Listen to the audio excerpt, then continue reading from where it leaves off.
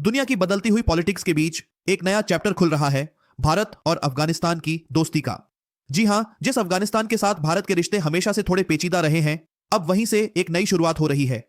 Global geopolitics के इस शतरंज के खेल में दो बातें हमेशा सच रहती हैं। पहली, दुश्मन का दुश्मन हमेशा दोस्त होता है, और दूसरी, किसी देश के न तो स्थायी दोस्त होते हैं न ही दुश्मन, बस स्थायी होते हैं उनके हित, उनके इंटरेस्ट्स।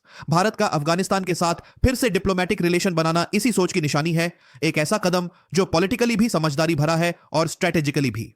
2021 के बाद जब तालिबान ने अफगानिस्तान पर कंट्रोल लिया था, तब ज्यादातर देशों ने उनसे दूरी बना ली थी। लेकिन अब हालात बदल रहे हैं। भारत इस रिश्ते को फिर से मजबूत करने की कोशिश में है। क्यों? क्योंकि अब यह रिश्ता सिर्फ आइडियोलॉजी का नहीं, बल्कि जरूरत और रणनीति, स्ट्रेटेजी का है। सबसे बड़ा मोड़ आया पहलगाम टेरर अटैक अप्रैल 2025 के बाद।